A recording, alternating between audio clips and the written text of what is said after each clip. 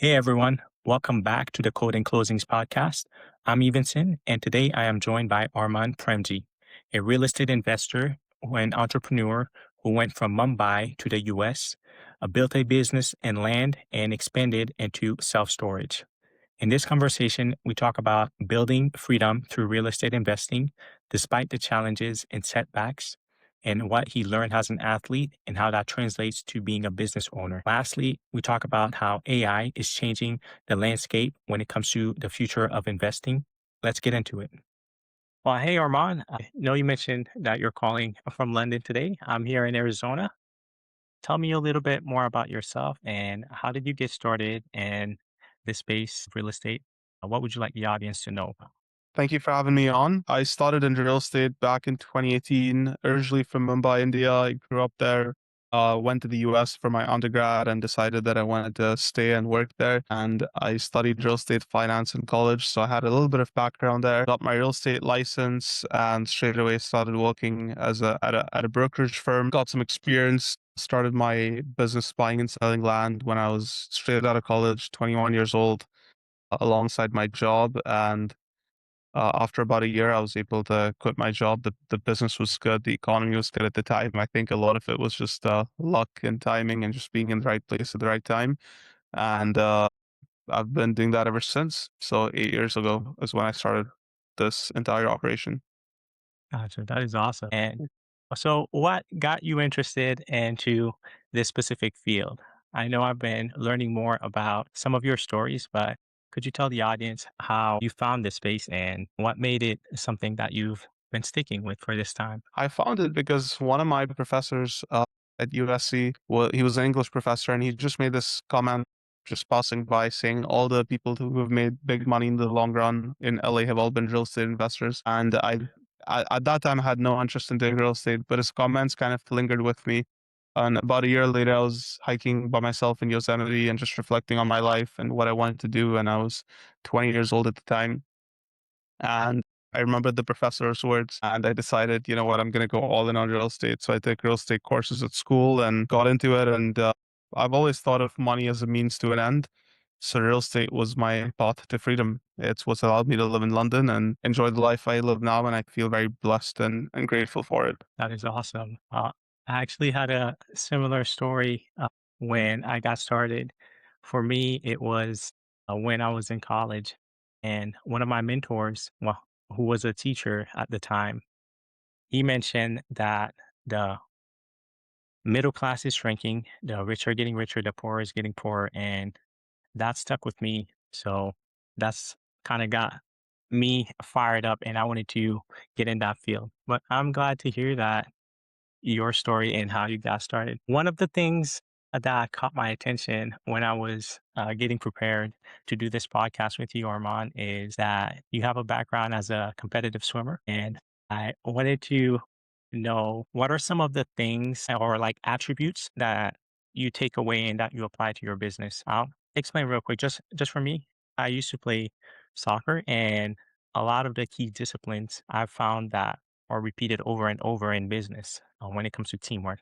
But I'm curious to know what's been your journey when it comes to that. I think sports, as you probably know, teaches you a lot of things. It teaches you discipline, hard work, resilience, and I think sports shapes character. And I was very grateful that I had swimming from a very young age because what it instilled in me is a competitive drive, a drive to want to win and be the best. And I wasn't the best to be honest. When I started off in swimming, I used to lose a lot of races, but over time, I just kept pushing myself in the pool to the max every day, giving my 100% effort. And over time, I started winning local races, state races. I was very lucky to make it to the nationals and represent my state, and we won gold medal there as well and broke national records. And then I had a shoulder injury, so I couldn't swim anymore. But those lessons have translated directly into business. And that, when I first started my company, I was working 9 to 5. I had a job, evenings and weekends. It was the business because the business was about the freedom, and it's what eventually allowed me to quit my job. And so I think competitive swimming had a very big role to play there. And also other adversities that came up in my life. The only reason I was able to get through those and also channel the energy in a positive way. Because I think if you don't have a competitive sport, it's very easy to go into, if you don't have a positive way to channel your frustration or your anger or anything negative that's happening in your life, a lot of people resort to drugs and alcohol and beating themselves down. But competitive sport makes you push yourself to become better, not worse. It forces you to do that. That is awesome. I'm glad that you shared that, and I resonate with you a lot when it comes to that. Even during my time when I was going to school, there was always a strong correlation between how hard I practice and how that kind of seeps into my work, whether if it's in the classroom, whether if it's in business. And I'm glad to hear that we share a lot of things like that when it comes to sports. Now, as far as the business goes, I know you are in two things. So one of them is the land, you are focused on land, and the other one is the rentals. Now, how do they play off of each other? I want to hear your take on that. And can you share some of that to the audience? Absolutely. I think they're both very different businesses. Land is a very active business. Self-storage, in my head, was a passive vehicle that would give me fixed income and allow me to do whatever I want. But once I got into it, I realized that it's very far from passive business. And I don't think there's any such thing as a passive business. I think any business, if you want to succeed, you have to put your mind to it and you have to put effort. And even if you hire a management company, which I did in the initial days, you still need to manage the management company and oversee them because no one's going to look after your business the way you're going to look after it. And that's just a fact. And I think that to me, you know, I would say again, they're very different businesses because land is transactional. You're only as good as your last deal. You have to keep hunting for more and more deals to get more revenue and more commission. Exactly the way a real estate broker needs to keep getting the listings to have a pipeline of revenue coming in. Storage is a little bit more predictable that way because no matter what happens, I have a fixed number of tenants. They pay me rent every month. So I have that security and that stability in revenue, which is very reassuring. Yeah, that is awesome. So did you start with land first or was it storage? And so was it land first? Land first and then storage. Gotcha. What made you shift into storage? Because there are a lot of people who are in real estate and they only focus on they focus on a cash type of deals. They don't focus on the cash flow type of deals that storage have. So what kind of switched it for you? I think land you make sorry, I think in land again you're only making money in a transactional basis. In self-storage you're making money in four different ways. And this is why it's the engine that I put money into. So the four ways, one is obviously the cash flow that you get from the asset. The second is the appreciation. Third is the tax savings. And the fourth is loan pay down. And I think all four of them are very powerful vehicles. And actually the storage has allowed me to offset income that I made from my land business. So just to give you an example, if you're making 500,000 a year, you owe roughly 200,000 in taxes to the IRS on that income, obviously depending on what state you live in and deductions that you can take, but roughly 200 grand. If you take that 200,000 and you invest it, use it as a down payment to go buy $1 million storage facility, you could take in year one an 800,000, $900,000 loss. So that 500,000 that you made, it's completely offset. And now you have negative income that can get carried forward to the next year and the next year and the next year. So essentially all the money I was making from the land, I was paying zero taxes on because I used it as a down payment to go buy storage facility that was worth more than my income in land. Yeah, that is awesome. One of the people when I first got started in real estate that I was following is a person named Robert Kiyosaki. And a lot of people have heard about them. He can be polarizing, but that was how I got started. One of the key lessons that I learned from him is the different ways that it's possible to make money, whether if it's appreciation, depreciation. I'm curious to learn a little bit more because those are two different ways of being in the real estate industry. What is the underwriting process like when it comes to that? Or like, what's the due diligence like? Because I'm imagining that the preparation is a little bit different for both. Absolutely. So in land, the due diligence is very minimal because I'm not closing on the land with my own capital. I'm using the buyer's money to pay the seller, and I pocket the difference in the form of a double closing or an assignment of contract. So all I care about is am I getting it for enough of a deal to where it makes sense? And if I can get a piece of land for 40, 50, 60% of market value, then I'll do that deal all day long, even if it has all the red flags in it, with flood zone, access issues, hilly properties. We've been able to flip all of those successfully. Just sometimes it takes longer to find a buyer, but there's always a buyer. to land on eBay and Craigslist and Facebook Marketplace, and uh, at the correct price, anyone will buy your property, is what I've learned in the land business. In self storage, the due diligence is a little bit different because these are assets that you want to ideally sell for more money. So you're looking at things like population growth, traffic count, median household income. These are, I think, the three most important things that I look at. And I say there's a rule of 50.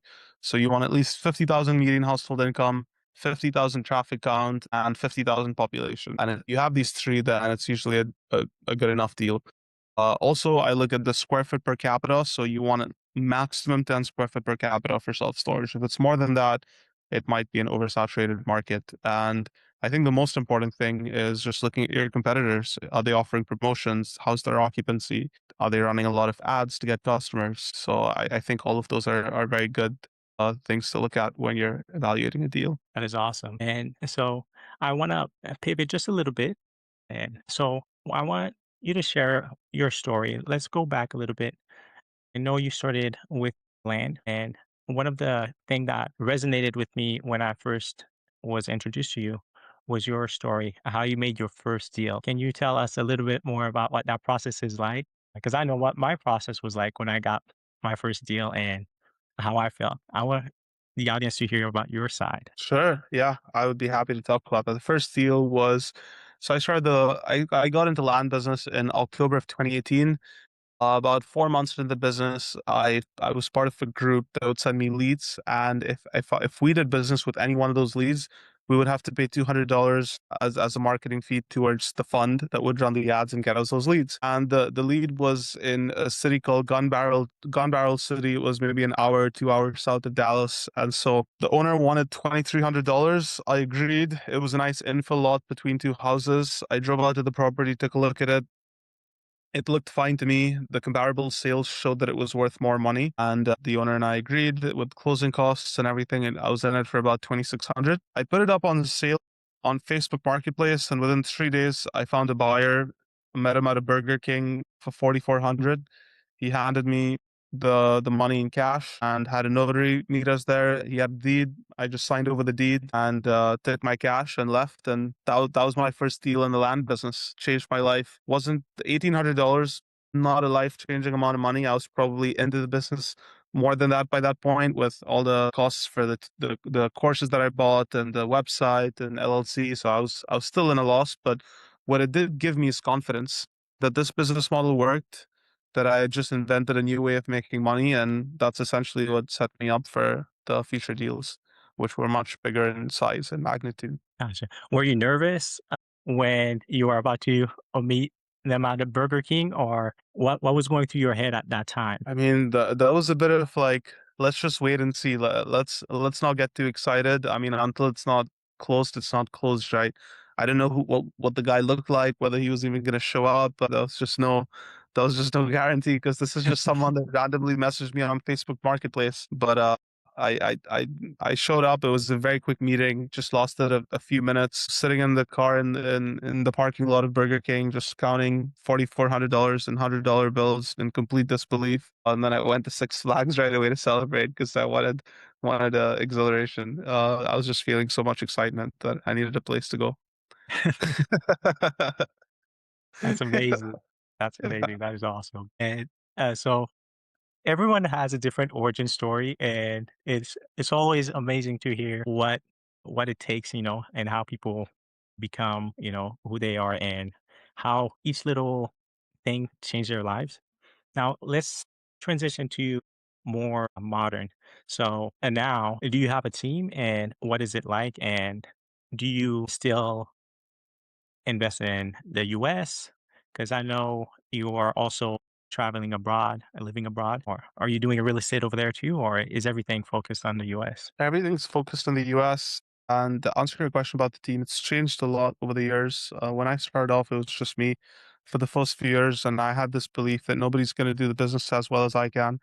I hired a few VAs in Philippines and different countries, but I just found that the quality was not up to par. And so I cycled through a lot of VAs in disappointment. And then I was just a one man show going after big deals where I could make 100 grand and just focused on that. But then I got burnt out when I started buying self storage facilities. I had two facilities to manage, no management company, plus a land business, plus I was moving to Miami, and I just had so much on my plate that I realized that this is not a scalable business anymore. I have to hire. I don't have a choice. And I personally didn't enjoy it so much anymore, like speaking to sellers all day on the phone and being super on top of things. I just didn't want to be the bottleneck for my income. I think that that's what I realized. So I started hiring people. I got a transaction manager who did the entire business except for lead gen. He would handle everything for me and get paid 10% at closing of the revenue that he brought in. I also hired a full-time analyst to do the scrubbing of the data and skip tracing and sending out the campaigns. And then it was me. So the only thing that I was doing in the business is deciding which states we target, but everything else was done by the team. So that's how I've had it set up the last few years. And last year I actually brought on three co-founders. So I now went from owning 100% equity to 25% equity, but these people are helping me take it to the next level. We're leveraging a lot of AI to automate the land business from acquisition to disposition to transaction management. Gotcha. Yeah, it's a complete switch in mindset. That is one of the areas that I noticed when I started hiring VAs and letting go. I know it's a thing that a lot of other investors deal with, because especially if they are founders, when they start working on building, from the ground up, and now they have to create a team.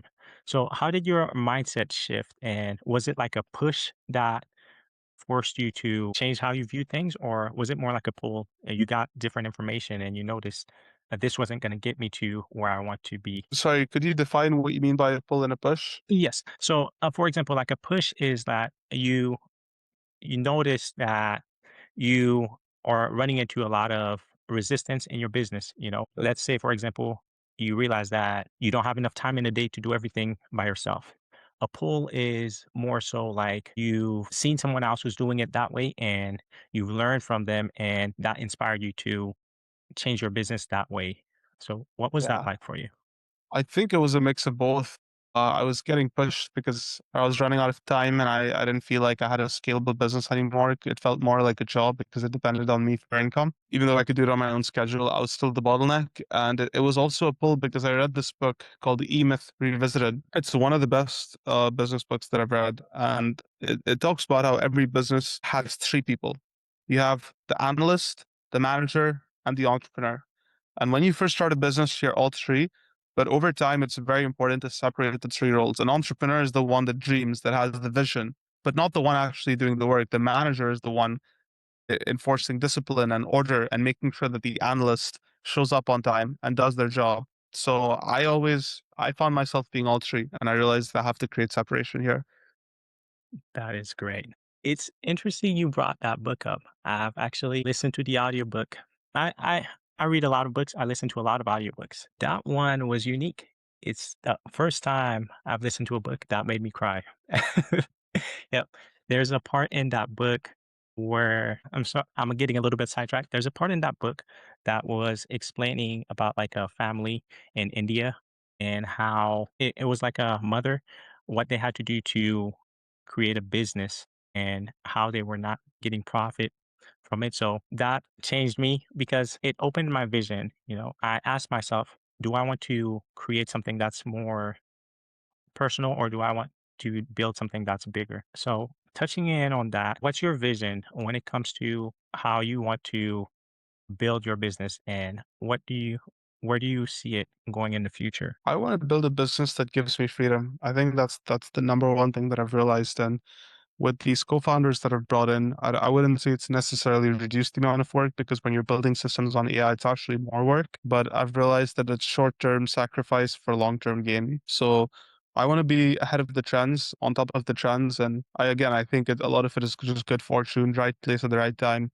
I was in a master's program in London and I met my co-founders. They were in the same course as me and they were very smart, bright, young, hungry guys, and they were more technically equipment needs. So anyways, I brought them on and now we're building all these tools, but the vision is really to have freedom. That I remind myself this is why I'm in business. It's to give me the freedom to spend my time where I want, when I want, and with whom I want. And if the land and storage business can get me that, then great. There's just vehicles to get me from point A to point B. Yeah, I believe a lot of people will resonate to that, especially entrepreneurs. They get into real estate for a lot of the same reasons that you do.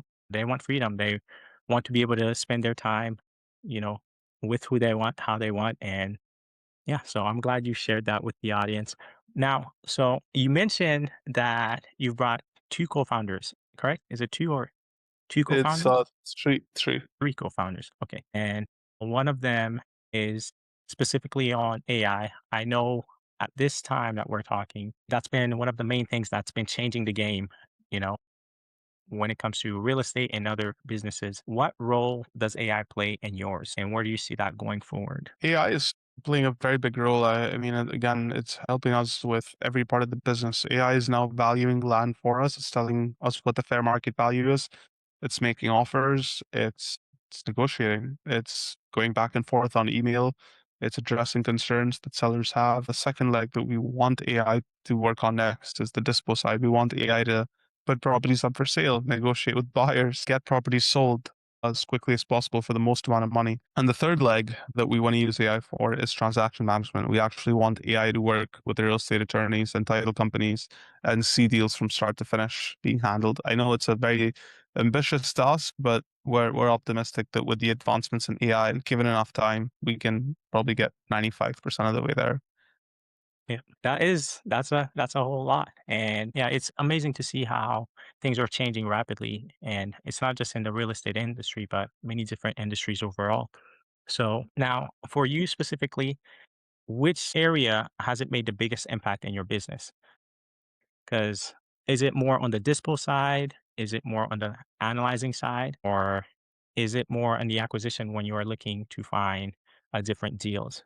How are you Right leveraging it now, personally? right now it's primarily acquisition. Anytime we have deals we're looking at and we want to know the fair market value, AI is there to help.